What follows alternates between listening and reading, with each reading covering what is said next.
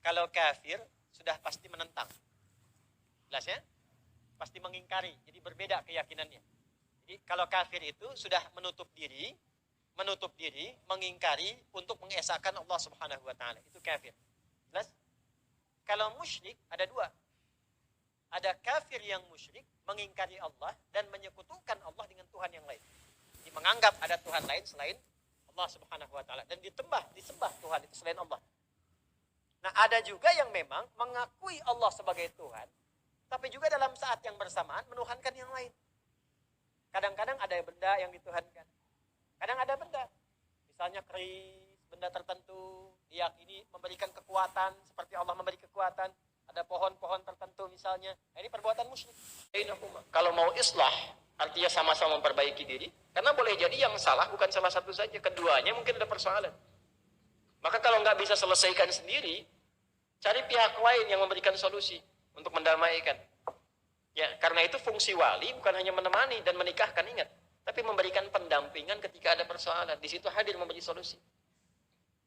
Nah, kalau sekiranya itu bisa selesai, tuntas. Kalau memang ada niat memperbaiki. Kalau ada persoalan serius, nanti diberi tempo, dilihat. Ada perbaikan enggak, perubahan tidak. Kalau membahayakan, bisa dipisah. Itu spirit awalnya. Jelas ya?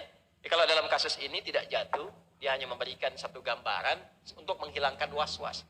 Jadi kalau ada kamu misalnya ingin clear, ini cuma contoh nih. Contohnya begini, baru jatuh misalnya. Kalau tidak seperti itu, maka tidak jatuh. Dalam konteks ini tidak berlaku. Kecuali ada kalimat-kalimat kiasan yang keluar, yang ini tidak ditanyakan. Allah akan berkenan mengampuni semua dosa-dosa yang lain selain dosa syirik. Awas ya, selain dosa syirik. Pelakunya disebut apa? Musyrik. Sepanjang dia musyrik selama hidup tidak bertobat. Ingat, tidak bertobat. Kalau bertobat, meninggalkan perbuatannya, terampuni dosanya. Tidak terancam dengan ayat itu lagi. Cara memahami ayatnya, bukan tidak diampuni selama hidup, bukan. Kalau dia tidak bertobat, maka wafatnya dalam keadaan su'ul khatimah dan tidak akan pernah berpotensi mendapatkan ampunan Allah saat kembali kepada Allah di akhirat. Tapi kalau dia sempat bertobat, memperbaiki hidupnya, berpotensi dan berpeluang mendapatkan ampunan Allah Subhanahu wa taala. Jelas sampai sini? Baik. Anda bercandanya jangan yang mengarahkan kepada hukum-hukum yang beresiko, seperti canda-canda dengan talak misalnya. Ya. Nah, itu bisa terjadi hukumnya, tapi itu diikat oleh ketentuan-ketentuan yang sangat ketat, tidak seketika jadi begitu. Kasus ini tidak berlaku hukum. Ya, karena suami dalam konteks mencontohkan dalam keadaan istri was-was, mungkin bertanya, saya was-was talak dan sebagainya. Suami misalnya memberikan penjelasan. Ya, mungkin terjadi sesuatu, saya tidak ingin memprediksi apa-apa, ya kan? Tapi ada sesuatu yang terjadi, kalimat-kalimat tertentu. Kalau benar demikian, konsultasikan. Karena nanti kalimat talak itu ada yang sharih langsung, ada yang kiasan. Ya. Kiasan seperti gini misalnya. Ini ada kasus orang mengatakan, dan pernah terjadi di era Nabi. Kamu sekarang sudah seperti ibuku. Itu kalimat talak. Kalau ibu kan nggak boleh digauli.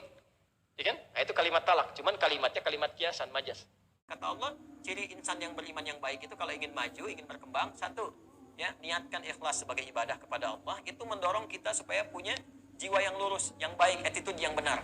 Jadi kalau sudah attitude-nya benar, ya, itu yang disebut al-imanu billah. Maka muncullah amar ma'ruf. Di antara amar ma'ruf itu apa? Turunannya pengetahuan.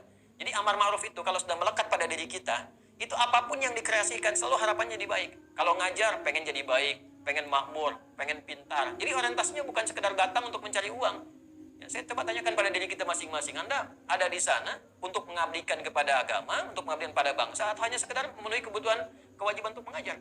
Ya, mentransfer ilmu kepada siswa dan sebagainya. Nah, ini yang kita perbaiki. Kalau kita punya nilai rasa itu dengan cara yang baik, seperti Indonesia pernah merdeka, kita pun bisa mengkreasikan anak didik menjadi lebih baik di masa depan. Maka jaga keikhlasan, sampaikan dengan benar, objektif, tetap semangat walaupun ada keterbatasan. Wa yanhauna 'anil munkar, jauhkan hal-hal yang menyimpang.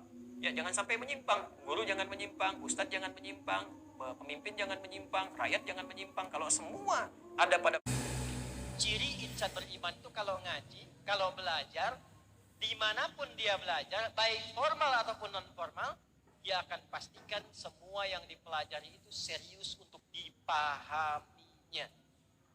Tuh, ada fikih, awas. Ada fikih, ada ilmu, ada ta'allama, ada ibu kalau terpisah misalnya dengan anak-anak, Anak sekolah di Amerika sudah 20 tahun, kemudian kirim surat, tenang tidak? Kirim kabar, senang tidak? Kirim surat, tenang tidak, Bu? Senang ya? Saya mau tanya, ibu bapak sekalian, Al-Quran itu ada berapa surat? 114 surat. Semuanya disebut dengan surat. Jadi surat itu diturunkan oleh Allah untuk kita.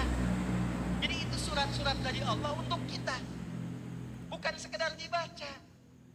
Tapi dirasakan bahwa Allah sedang kirim surat kepada kita ini. Sedang dibimbing, kita diberikan kabar gembira. Gak pernah lihat tapi dikirimin surat. Apa kata Allah? Wa ma kana al-mu'minuna liyanfiru kafah. Ciri insan beriman itu tidak harus berjuang semua ke medan perang. Allah menyampaikan, maka aku tunjukkan ada satu amalan yang nilainya setara dengan jihad fi sabilillah di medan juang. Bahkan nanti komentar Al-Imam Al-Maraghi, beliau punya tafsir namanya tafsir Al-Maraghi. Itu komentarnya. Jadi kalau ada kegiatan, kemudian saat yang bersamaan ada yang tidak ikut dan memilih mengamalkan yang ini, itu nilainya sama dengan yang berjuang. Dan kalau tidak ada tuntutannya seperti kita sekarang, maka amalan ini melampaui jihad fi sabilillah yang berbentuk fisik. Perjuangan menggunakan fisik. Ayat ini bisa melampaui nilai-nilai perjuangan secara fisik. Apa itu? Ternyata ayatnya ayat yang menuntun kita untuk meningkatkan intelektualitas dan mengisi akal yang telah Allah siapkan untuk membangun kehidupan kita. Al-Kahf yang sering dibaca di setiap kesempatan Jumat yang dimaksudkan.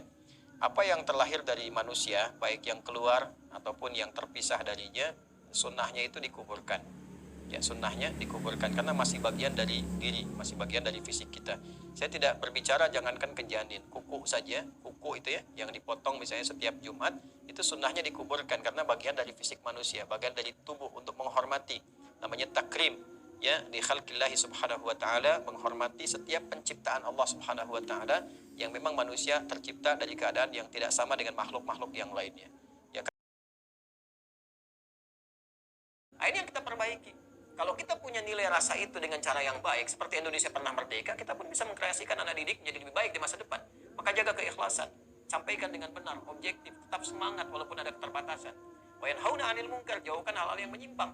Ya, jangan sampai menyimpang. Guru jangan menyimpang, ustadz jangan menyimpang, pemimpin jangan menyimpang, rakyat jangan menyimpang. Kalau semua ada pada konsepsi yang benar, maka insya Allah kebahagiaan itu akan dicapai. Itu yang dimaksud Quran surah ketiga ayat 104. Wal takum. Nah, ini ajakannya. Saya tutup sekaligus. Wal takum minkum ummatun yad'una ilal khair wa ya'muruna bil ma'ruf wa yanhauna 'anil munkar wa ulaika humul muflihun. Maka Quran tanya balik nih Pak pada kita semua.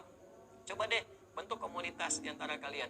Ya, bentuk komunitas, bentuk kelompok-kelompok yang orientasinya mengajak kepada visi kebaikan, kemudian merealisasikan, mengimplementasikan nilai kebaikan itu menjadi tindakan-tindakan yang positif berdasarkan profesi masing-masing. Buat kampanye untuk menghindari segala hal yang negatif. Setelah itu tunggu kata Allah, itu yang akan ma'ruf wa tanhauna 'anil munkar wa tu'minuna billah. Kalian umat terbaik yang pernah dilahirkan di bumi, padahal dulu di jahiliyah. Jadi khairul ummah. Jahiliyah itu pembegal ada, koruptor banyak, pezina banyak, gitu kan? Pencuri, penipu, pembuat hoax, pemecah belah, banyak semua di situ.